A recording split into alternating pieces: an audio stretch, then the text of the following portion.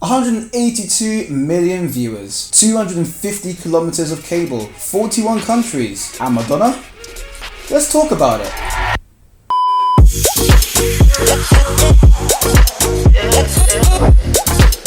What's happening, everybody? My name is Fernand, and this is Fernand's Live Show. The show where we look at all the cool, crazy, kaleidoscopic craziness happening in live TV production today. Today we're taking back to 2019 and looking at the longest running, biggest non-sporting television event in the world. And if you know me, I love this show to bits. It's only the Eurovision Song Contest, with enough cabling to run from London to Stockport, okay, I'm talking about Europe, from London to Belgium, and enough crew to fill up a large airplane. It's no wonder this event is the monster it really is. Every year, the Eurovision Song Contest raises the bar, and this year in particular was the most technologically advanced and the most inclusive one yet, with plenty of nice little additions to please even the most pedantic of viewers, aka me. So let's get into it. It's a big event, so we're going to be talking some big numbers. 17 cameras, with an additional 6 in the green room next door. An audience of 7,500 people. 250 kilometers of cabling, with 80 kilometers just for lighting. 16,998,976 pixels adorning the LED screen backing the stage. The most amount of pixels in the Eurovision ever. 232 microphones, and those are just the handheld ones. 2,500 light fixtures, including 130 LED triangles in the roof, with 216 pixels on each of them.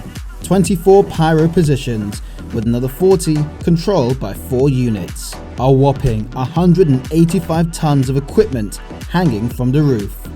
50,000 meals, feeding a 225-piece crew. 8 confetti cannons. 250 trucks from all over Europe to bring the show together. A budget of 130 million shekels. 182 million viewers. 4 presenters. And the wind machine. Make that 2. So, let's get down to how the show was all put together. The show was held at the Expo Tel Aviv, a fairground complex on the northern part of the city.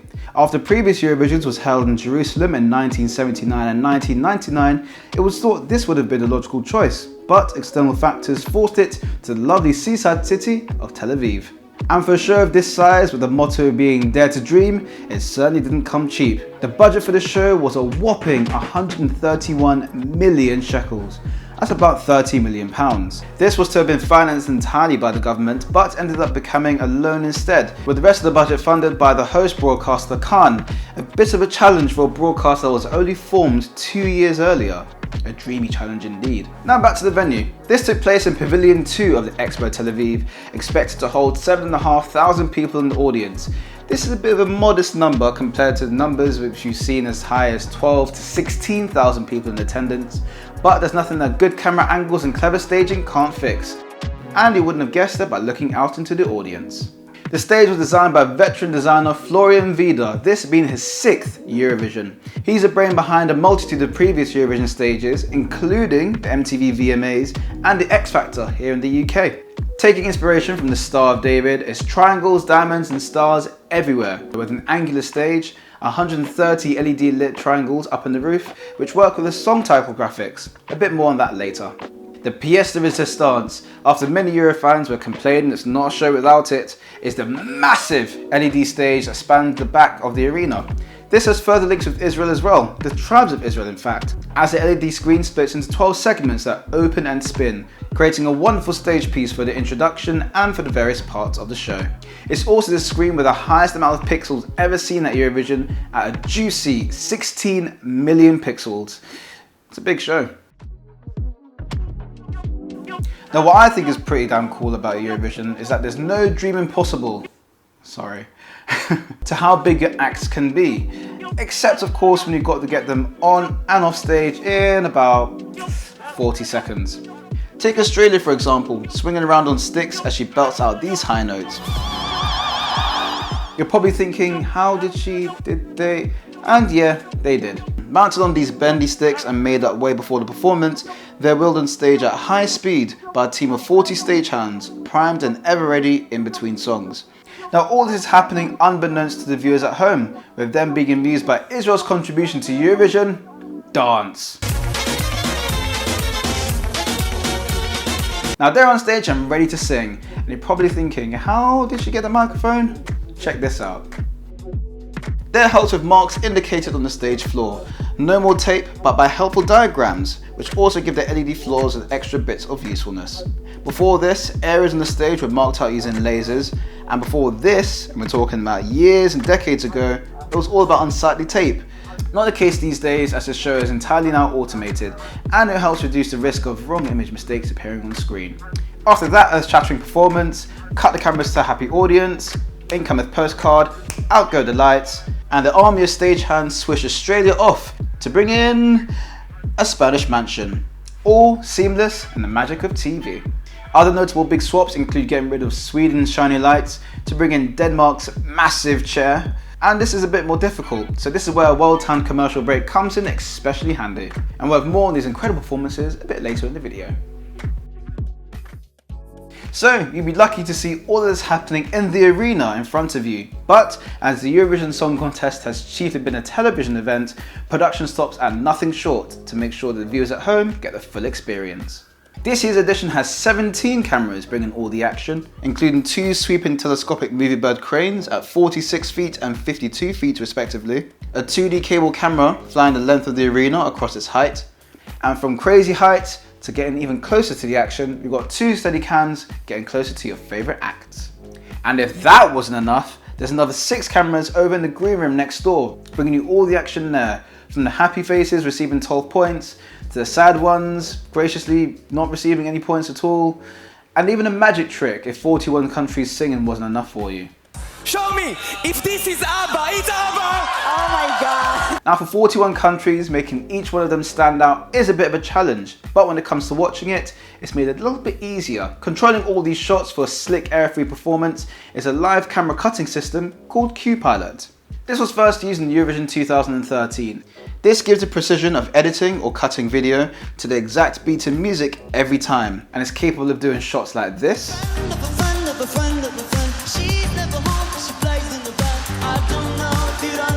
and it's capable of doing shots like this,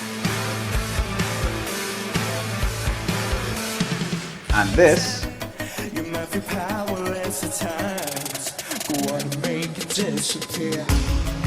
with ease. How it all works is that the director scripts the shots to timecode on an online platform that's easily accessed.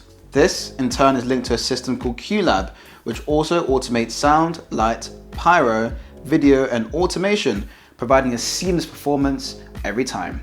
The camera operators see the camera direction on the iPads hooked up to their camera, where they can see the script in real time. I may do a video on this in the future. Here you can see the director calling out the shots to make sure the camera operators are on point, and in between performances, the rest of the show is cut the good old-fashioned way, pressing buttons. The CuePilot system is also a very useful way of making sure that delegations are happy with how the performances look on screen, as this helps them preview how the performances play out, and helps make sure that even the fussiest of delegations is happy with how the performance is seen by millions of people around the world.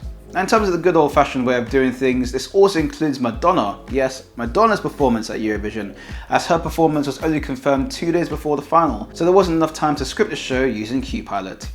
Anyway, all of this is controlled in an HD outside broadcast van situated in the arena compound.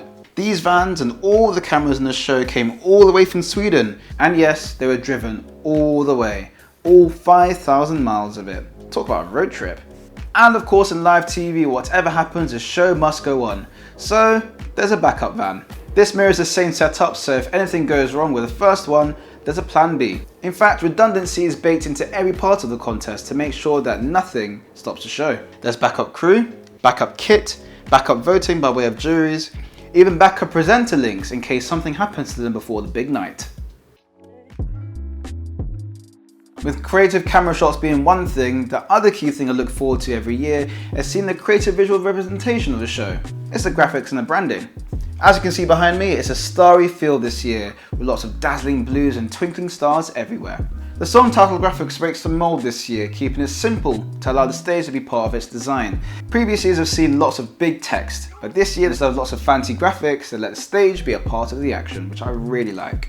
Remember earlier when I mentioned the triangles are a part of it? Well, they are. Look up to the roof. Upon the introduction of the song, they light up, showing the flag using its pixel mapping, with an extra addition using AR, augmented reality. Now this effect fills in the triangles very nicely with the rest of the flag. Utilising over 1,000 tracking points in the arena, graphics are tracked in real time with the cameras creating really cool immersive effects here.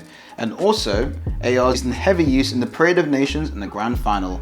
It's not the first time we've seen AR used at Eurovision, seen here for example in 2010 with these fancy graphics animating the postcards above the audience's heads. But in the time between then and now, it's good to see how far the technology has increased and advanced in 9 years. The twinkly stars and the specular effects continue in the scoreboard graphics. This uses now the now standard design of 2 columns and the spokesperson on the right hand side. Previous years have seen us paired with a very crisp, minimal flat design. I mean, it's very on trend for the late 2010s. But this year, it seems to have taken inspiration from 2016 by adding lots of shiny sparkles and little specular details to really dazzle the viewer. I quite like it. Other details include when the 12 points lands, all the other countries grey out, so you can really see who gets a big 12. And in terms of information on screen as the show progresses, it shows you the top 3 countries as well as the person that gets the 12 points. And it gets quite interactive as the show goes on, so it really makes sure the viewer at home is constantly reminded of who's in the lead. It's a little bits like that I really like about Eurovision, especially when it comes to graphics. Big fan. The Eurovision Song Contest is full of drama, not just from the performances, but from the key part of the event, the voting. In a further attempt to make sure that the drama was squeezed down right to the very last second, the voting results procedure was amended in 2016. This separated the jury votes to reveal the top 9 and 12 points, and combines the points of the televote to cumulative totals, revealing them in ascending order. This was a suggestion taken from what Eurofans know as the Christmas of national finals before Eurovision, the Melody Festivalen. Now, with this being the case since 2016, it got amended a bit further this year in 2019. Previous years, we've seen the televote results being announced in ascending order from the lowest going all the way up to the highest.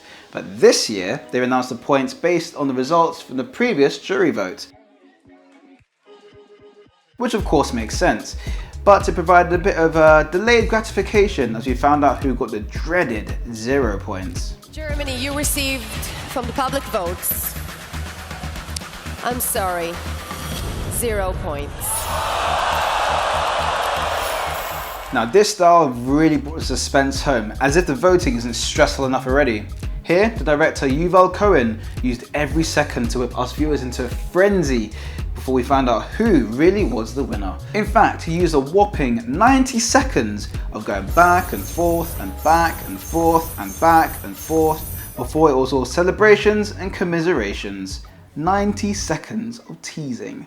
This of course was a success, a rewarding feel for the tension built from all the drama compared with years before when the results were announced before the end of the voting. Speaking of voting the results, you see the little podium in front of the presenters. Ever wondered how it looks on there and in the OB van? Check this out. Here's an insight into how it all works. Top left is what you see at home. Top right is what's hidden on the host's podium, where it shows the country they're on and out of how many, the country and the host's name, which always makes for some funny small talk. I am just enjoying the show. Great. And which country is getting the spokesperson's 12 points. Useful other information include how many countries is left and what happens to the rankings after the result. On the bottom left is all this data simplified for the benefit of the director and the outside broadcast fan, of which you can see how it looks here. And as you can see, they know exactly who gets the top 12 points, which helps the director plan the happy receiver's camera shot very carefully. Bottom right is on the commentators' booths, which is a simplified version of the shiny glossy results us viewers see at home, which also include the final positions. This is also the screen shown in the arena for the benefit of the audience. Here's some other notable mentions from this year's extravaganza. This year was designed to be the most accessible Eurovision ever, making sure that every viewer was a part of the action. This included active investment for audio descriptions and performances supported by sign language. This was a massive push by the host broadcaster Khan, helping make sure that every viewer was brought into the dazzling lights and the confetti of the contest. Here's an example of the team working behind the scenes, transcribing the show in real time. Accessibility this year was also boosted by the heartwarming performance from the Ciao For Band. This was a group who all live with some level of disability. They were participants to represent Israel this year, but after it was found that it would violate observance of Shabbat, they withdrew from the competition. The big twist, however, was that they were invited back to perform in the interval of the second semi held on Thursday night, which gave them the chance to perform to millions of viewers without violating their beliefs. And amongst all the crazy high-octane competition, this was a really nice addition to this year's Eurovision Song Contest. Plus, being a European contest isn't just focused on one country alone. The entire crew is as diverse as they come. Before I go, here's some of my favourite bits from the night. Not necessarily in terms of the songs, we would be here all night, but in terms of creativity. The Czech Republic with its coloured bars and CuePilot directing the performance. Russia with its multiple screen panels and water in the performance. Cyprus because yeah. Israel with its angular screens. Who could forget Australia with its sticks? Armenia using an empty shot to emphasize the fact that she really is walking out. A lot of people saw this on air and thought this was a mistake, but no, it was deliberate, it was part of the performance. The grand final parade of nations with its airplane and its AR. Macedonia with this very cool mirrored effect, which is actually done in real time. Behind the singer on the back of the stage is a camera, and this is what's feeding the content on the screen. Effective at really raising the emotion and the poignancy of the song. And if all fails, chuck a couple of crowd pleasers in there. Robots, can't forget pyro and golden showers, and a classic George Michael two-step with all the lights and the sound going crazy behind you. And one of my personal favourites, Iceland.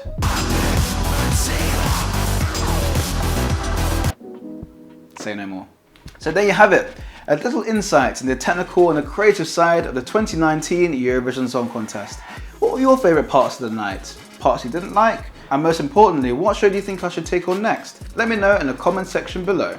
If you liked what you saw, please give this video a like and subscribe to my channel for more interesting, technical, creative, crazy colourfulness that is happening in live TV today.